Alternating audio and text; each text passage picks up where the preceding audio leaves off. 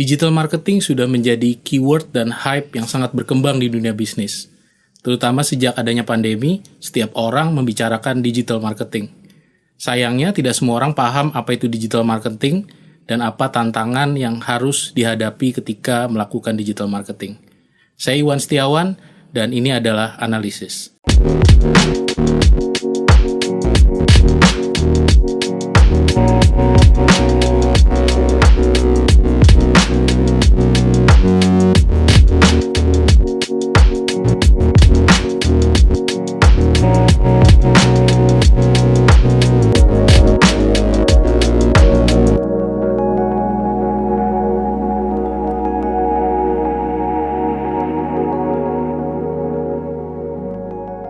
Di episode yang pertama ini, saya ingin membahas tentang digital marketing secara sederhana.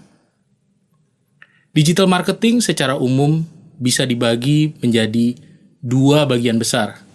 Yang pertama adalah content marketing, dan yang kedua adalah e-commerce.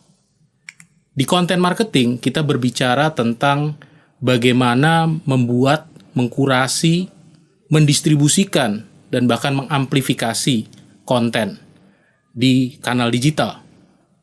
Sedangkan ketika kita berbicara tentang e-commerce, kita berbicara tentang proses jual beli atau proses memfasilitasi transaksi di kanal digital. Jadi yang satu, content marketing lebih banyak tentang konten atau pesan yang ingin disampaikan, sedangkan e-commerce lebih banyak fokus pada transaksi jual beli yang terjadi sebagai akibat akhir dari interaksi secara konten. Pertama kita bahas dulu apa itu content marketing. Content marketing adalah sebuah proses kita memanfaatkan sebuah pesan atau konten untuk mempromosikan atau mengkomunikasikan produk dan layanan yang kita miliki. Ada dua platform besar yang sering digunakan untuk melakukan content marketing. Yang pertama adalah platform search atau search engine, dan yang kedua adalah platform social atau social media. Di platform search sendiri, yang populer kita tahu ada Google, dan tentunya salah satu produk Google andalan juga adalah YouTube, yang sebenarnya basisnya adalah search engine milik Google. Sedangkan di social media, kita tahu pemain besarnya adalah Facebook, yang punya Facebook dan Instagram. Facebook sekarang sudah berganti nama menjadi Meta untuk mengakomodasi berbagai platform yang mereka miliki di dalam perusahaan mereka. Selain itu ada juga yang sedang naik daun seperti TikTok misalnya, yang sudah mulai digemari oleh anak-anak yang lebih muda. Search dan social ini memiliki karakteristik yang sangat berbeda. Kalau kita bicara search, yang kita lakukan adalah menjawab pertanyaan yang muncul di benak audiens kita. Sekarang kita pikirkan dulu, ketika kita ingin mencari sesuatu di mesin pencari atau search engine, kita sudah tahu apa yang mau dicari. Kita ada kebutuhan, saya ingin masak, saya cari resep. Saya ingin jalan-jalan, maka saya cari tiket. Atau saya cari inspirasi, harus pergi kemana. Jadi saya sudah tahu persis apa yang ingin saya cari. Dan apabila brand atau perusahaan ingin mentarget audiens seperti saya, maka mereka harus bisa menciptakan konten yang menjawab pertanyaan yang sedang saya cari jawabannya. Sedangkan di sisi lain, social itu fokusnya adalah men-trigger emotion. Yang tadinya tidak ada kebutuhan apa-apa, yang tadi sebetulnya tidak ada sama sekali yang ingin kita cari, tapi tiba-tiba di timeline kita, di feed dari sosial media kita, tiba-tiba kita diberikan sebuah konten yang katanya datang dari algoritma tertentu. Munculnya dari histori konten yang kita konsum selama ini, dan kemudian di-blast atau di-broadcast ke kita konten yang kurang lebih mirip sesuai dengan minat dan interest kita saat itu. Ini adalah satu pendekatan sosial yang sangat berbeda dengan search engine. Sehingga yang dilakukan adalah men-trigger emotion. Selain itu, kita bisa bilang bahwa search untuk melakukan content marketing itu sifatnya user-driven. Karena yang mencari pertama kali kontennya adalah user yang bersangkutan. Sedangkan social kita sebut sebagai brand driven, karena sebetulnya brand yang mempush informasi tersebut tanpa sebetulnya ada keinginan dari user untuk mencari. Dengan adanya perbedaan ini, maka kita bisa melihat karakteristik konten yang sangat berbeda untuk search engine dan social media. Di search engine, karakteristik kontennya biasanya itu cenderung lebih panjang, lebih detail, dan lebih timeless. Jadi kapanpun banyak yang akan mengkonsumsi konten seperti itu. Dan sangat detail, biasanya isinya how to, praktek-praktek praktis yang cenderung lebih panjang dan detail. Sedangkan kalau kita bicara social media, biasanya kontennya pendek-pendek. Sangat-sangat bite size. Lebih pendek-pendek, berkisar antara 5 detik, 10 detik, 15 detik. Atau mungkin paling panjang pun, paling bagus hanya 1 menit. Konten-konten ini biasanya mengikuti tren. Jadi kadang lagi trending, banyak yang lihat. Kemudian dalam waktu 1 minggu saja, sudah tidak ada lagi yang sebetulnya mencari konten tersebut atau tertarik dengan konten tersebut. Sifatnya come and go, sifatnya trending. Jadi dari sisi social media, biasanya kontennya lebih banyak pendek-pendek dan lebih banyak berganti-ganti setiap saat ada tren yang baru muncul. Yang kedua, sekarang kita bahas mengenai e-commerce atau aspek transaksinya sendiri. Tadi kita berbicara tentang aspek komunikasinya, aspek bagaimana kita menjangkau pelanggan atau consumer kita melalui pesan-pesan komunikasi. Kalau kita berbicara sekarang endingnya, tentunya kita ingin jualan. Tentunya pesan komunikasi itu tidak hanya untuk membangun merek atau melakukan branding, tetapi pada akhirnya ujungnya harus pada penjualan. Karena itu elemen digital marketing kedua yang tidak kalah penting dengan elemen pertama tadi adalah e-commerce. E-commerce sendiri ada beberapa pengelompokan. Saya akan mengambil pengelompokan yang paling sederhana dan berdasarkan pengalaman saya membantu berbagai klien dan juga membantu berbagai partner saya dalam melakukan digital marketing. Yang pertama adalah yang biasanya paling populer yang kita kenal dengan marketplace.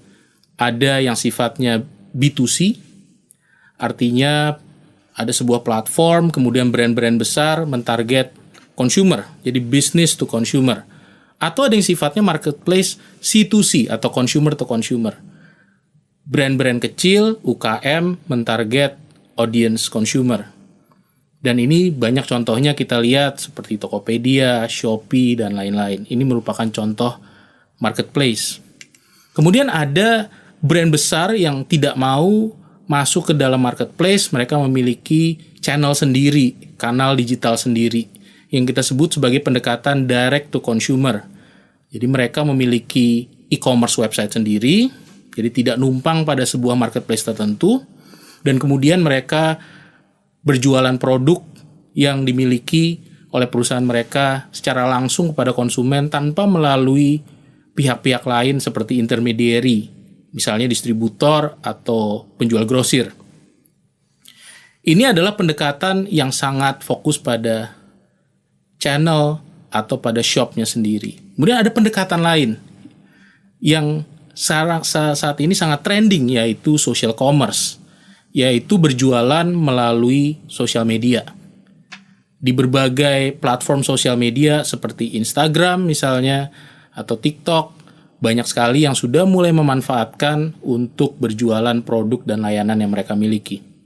Selain itu ada variasi lain dari social commerce ini yang disebut sebagai conversational commerce, berjualan melalui aplikasi chat seperti WhatsApp misalnya atau Line, di mana kita berinteraksi langsung dengan pelanggan yang ingin membeli produk dan layanan, kemudian sellernya bisa langsung menawarkan produk kepada yang tertarik melalui aplikasi chat itu. Mereka bolak-balik melakukan conversation atau bercakap-cakap sampai akhirnya terjadi penjualan.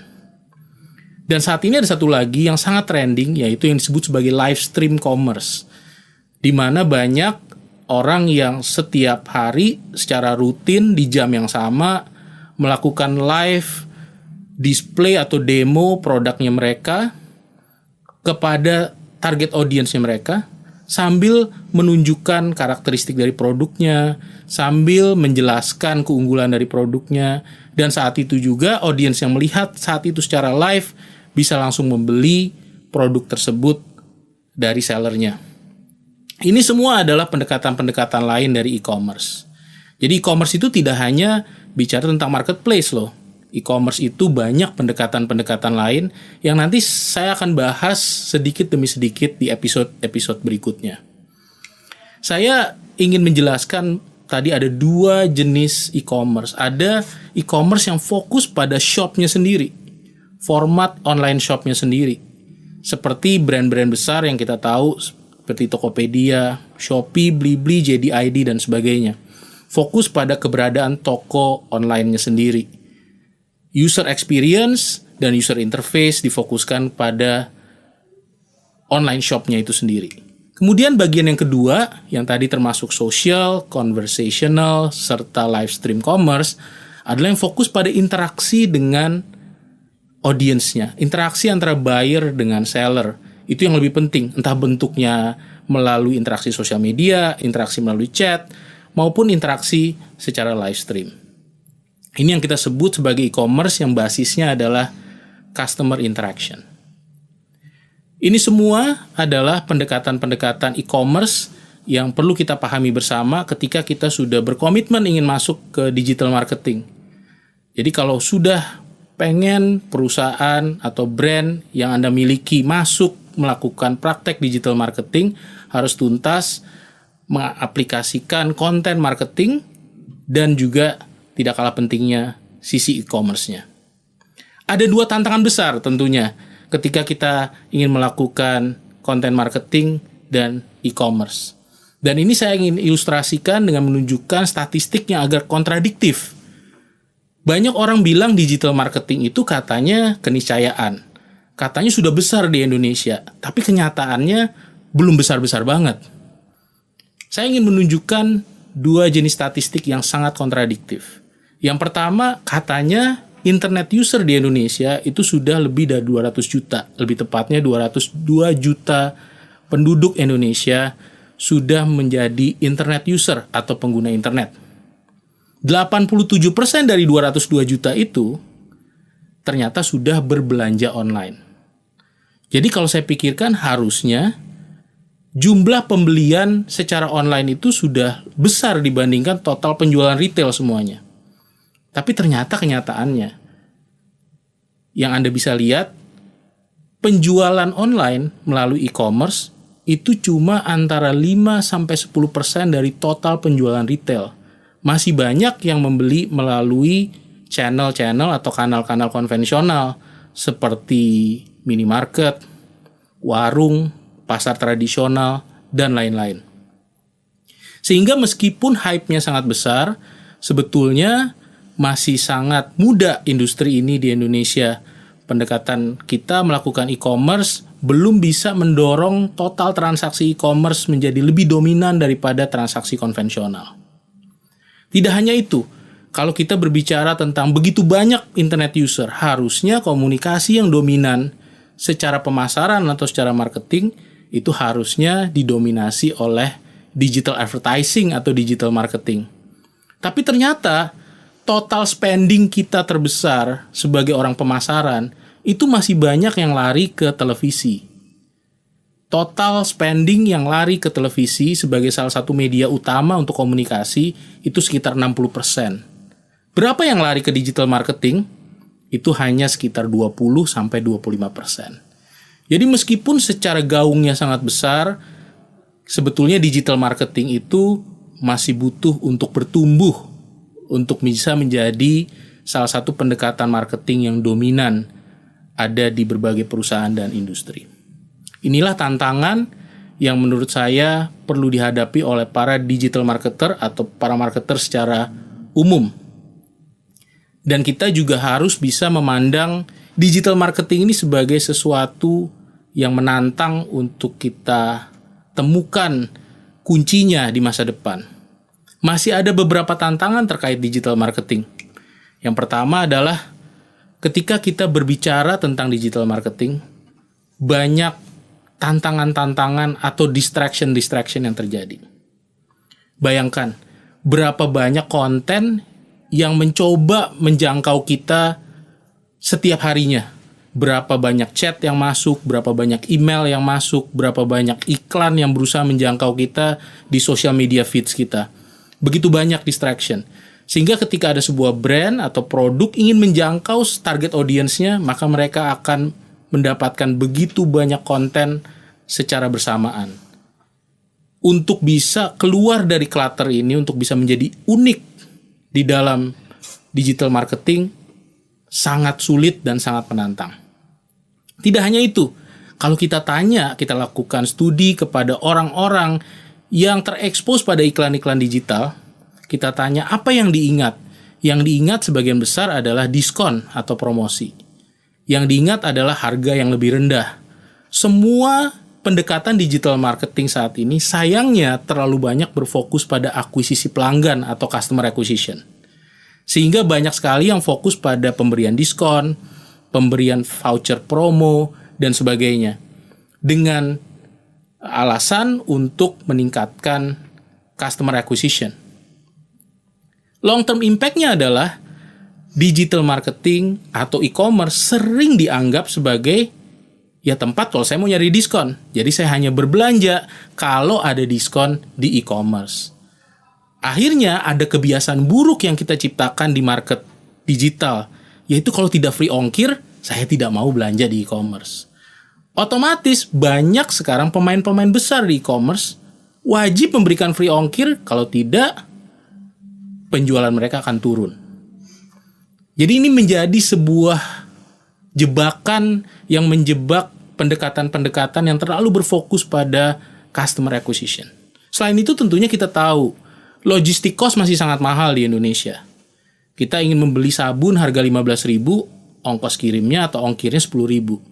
Sehingga tidak make sense seringkali untuk membeli barang-barang retail secara online ketimbang saya tinggal mampir saja secara convenient atau secara nyaman kepada minimarket yang ada di 100 meter dari rumah saya, membeli produk, kemudian saya bisa dapatkan langsung tanpa menunggu untuk dikirim keesokan harinya.